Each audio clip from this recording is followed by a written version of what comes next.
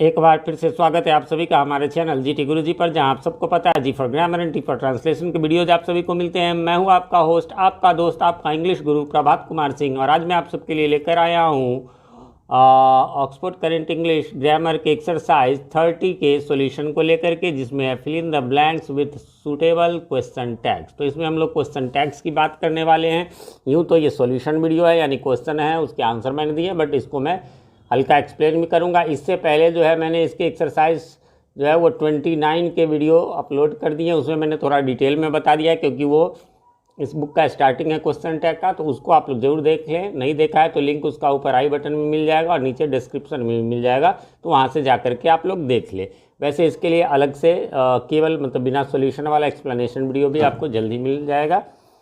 चलिए तो शुरू करते हैं। सबसे पहले आप सबको पता होगा कि इसमें जो है करना क्या होता है कि जैसे ये क्वेश्चन दिया हुआ, केवल क्वेश्चन टैग इसमें लिखना है, तो हम ये आंसर यहाँ पर लिख देंगे। अन्यथा जो है वो रीराइट करना होता है, तो फिर पूरा लिखना रहता है। तब भी बात वही है, यहाँ कॉमा दे करके ये जो आंसर है वो यहाँ लिखना रहता है। करना क्या होता है, जो हेल्पिंग वर्ब यहाँ शुरू में होता है, जैसे डियर है तो हम इसको डियर कर देंगे, और फिर ये जो सब्जेक्ट ही है इसको हम लोग लिख देंगे, ठीक है। और लेकिन ऐसा कब, जब इसमें नॉट लगा हुआ है तब। यदि नॉट नहीं लगा रहता तो इसका शॉर्ट फॉर्म जो है नॉट में से ओ की जगह ये ऊपर वाला कॉमा यानी इन्वर्टेड कॉमा और टी बस उसमें जोड़ देना है, ठीक है। लेकिन यहाँ नॉट जब रहे तब नहीं लगाना है। ऐसे जहाँ जिस चीज़ की ज़रूरत पड़ेगी वो मैं बताता चलूँगा। तो इसलिए यहाँ पर डेयर हो गया और ये ही हो गया। फिर है he does not dare, meaning है he dare not catch snakes, उसे सांप पकड़ने की हिम्मत नहीं है। फिर है he does not dare to catch snakes, है ना। अब देखिए यहाँ डज नॉट डेयर है, लेकिन अब कहेंगे सर डज भी तो हेल्पिंग वर्ब है, डेयर भी तो, आपने यहाँ डेयर क्यों नहीं लगा। ध्यान रखिए, मेन जो होता है हेल्पिंग वर्ब, एक सेंटेंस में एक आए, दो आए, तीन आए, 10 आए, आपको नहीं मतलब 4 तक तो आते हैं। पहला हेल्पिंग वर्ब ही मेन होता है। जैसे क्वेश्चन ही बनाना हो, है ना, इसमें जैसे मान लीजिए कि और दूसरा ले लेते हैं आपको कोई एग्जाम्पल, जैसे कि ही आई हैव अ पेन, है ना, आई हैव अ पेन, तो उसमें किसको पहले लगाएंगे, हैव को पहले कर देंगे, तो क्या हो जाएगा, हैव आई ए पेन।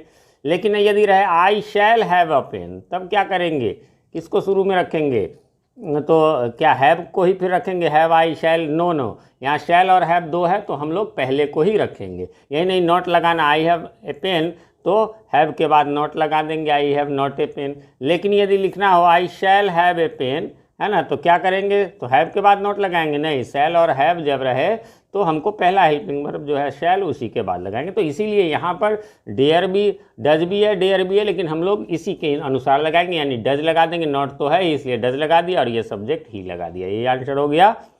फिर है ही डेयर्स टू कैच स्नेक्स, इसको ज़रा ध्यान से देखेंगे।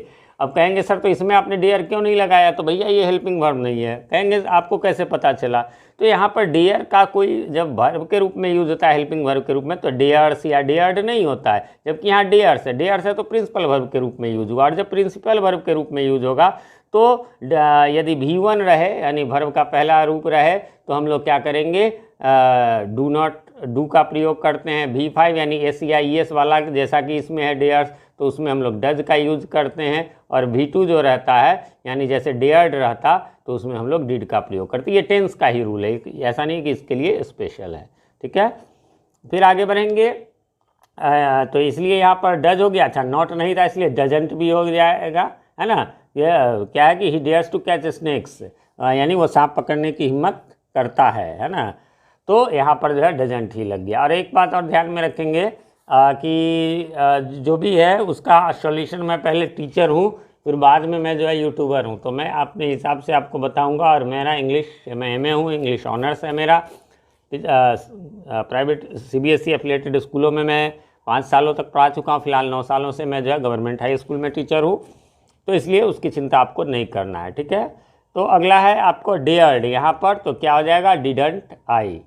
फिर है यू डेयर नॉट, अच्छा मीनिंग एक दो का मैं छोड़ दिया, बहुत सारे लोगों की डिमांड आती रहती है, तो I dare to oppose him, यानी मैंने उसका विरोध करने का साहस किया।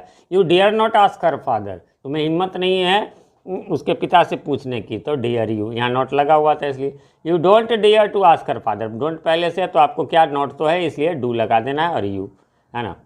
अगला है he has dared to go there, अब हैज़ के साथ डेयर्ड है, यहाँ हैज़ पहले है इसलिए, अच्छा नॉट तो है नहीं इसलिए हैजेंट लगा दिया और फिर ये सब्जेक्ट ही हो गया। बढ़ेंगे आगे, क्वेश्चन नंबर 8 की ओर। फिर वैसे ही है, नीड नॉट है तो आपको नीड लगा दिए, है ना, और ये सब्जेक्ट आई लगा दिए। फिर आई डोंट नीड तो नॉट तो है ही, और पहला हेल्पिंग वर्ब डोंट वाला है तो इसलिए उसमें का नॉट है, इसलिए केवल डू और ये सब्जेक्ट आई लगा दिया। फिर है आई नीड योर हेल्प। अब यहाँ देखिए कोई हेल्पिंग वर्ब जब नहीं रहता है और तो ये नीड, आप कहेंगे कि हेल्पिंग वर्ब से इसमें कहाँ ACIED लगा, वहाँ तो ये वर्ब का पहला रूप के रूप में है।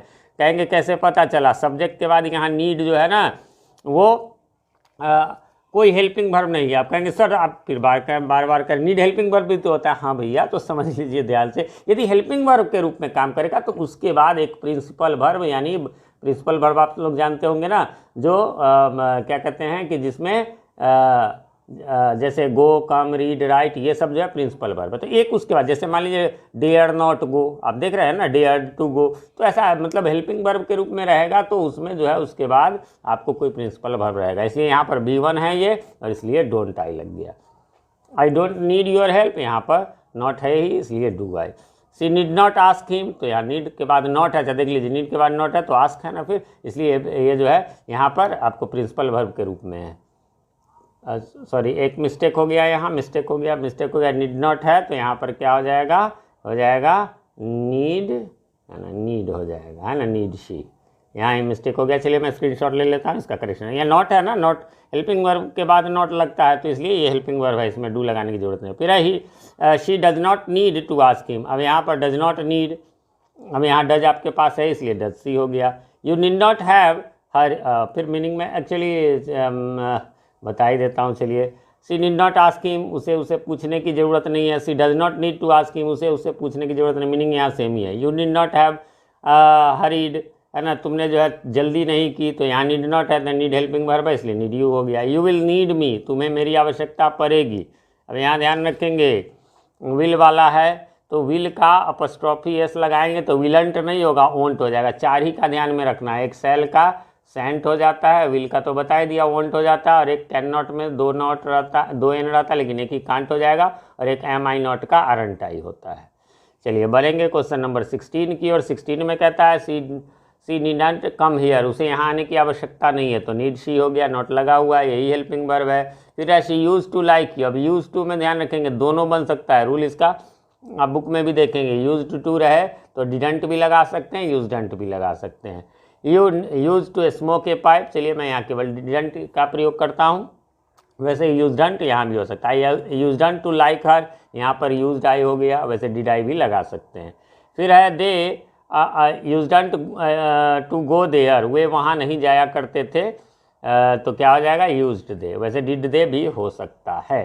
ठीक है, एक लास्ट का और रह गया, you use the money to set up a project, तुम जो है पैसे का प्रयोग करते थे एक प्रोजेक्ट के लिए। फिर वही डिडंट यू या यूज डंट यू भी लगा सकते हैं। इस प्रकार से ये यहीं पर समाप्त हो गया। उम्मीद करता हूँ आपने मिला लिया होगा, कोई कन्फ्यूज़न नहीं होगी। फिर भी किसी प्रकार का कोई कन्फ्यूज़न हो तो कमेंट करें, वो क्वेश्चन पूरा लिख करके कमेंट करें, जिससे मुझे बुक में देखने की ज़रूरत नहीं हो पड़े। नहीं तो ऐसे होता है कि कौन से एक्सरसाइज का है, फिर बुक निकालिए, और मेरे पास थोड़ा टाइम का प्रॉब्लम रहता है, क्योंकि 2 यूट्यूब चैनल है, 2 जगह कोचिंग है, इसके अलावा जो है वो आजकल मैं शेयर बाज़ार में भी थोड़ा सा ध्यान देने लगा हूँ, और स्कूल तो है ही अपना गवर्नमेंट स्कूल, तो वहाँ भी जाना पड़ता है, तो बहुत सारे काम, इसलिए मैं बिजी रहता हूँ। कमेंट करें, मैं रिप्लाई जरूर देता हूँ, थोड़ी देर से ही सही। और हाँ, कैसे लगते हैं हमारे वीडियोज़, या कोई सुझाव हो तो उसे भी कमेंट करें। चैनल पर नए हैं, चैनल को सब्सक्राइब नहीं किया तो प्लीज़ इसे सब्सक्राइब कर लें, और साथ में नोटिफिकेशन बेल में ऑल को प्रेस कर दें, जिससे कि हमारे आने वाले वीडियो सबसे पहले आप तक पहुँच सके, और पहले के वीडियोज़ आपको ढूंढने में आसानी हो। मिलते हैं अगले वीडियो में, तब तक के लिए हैव अ नाइस डे।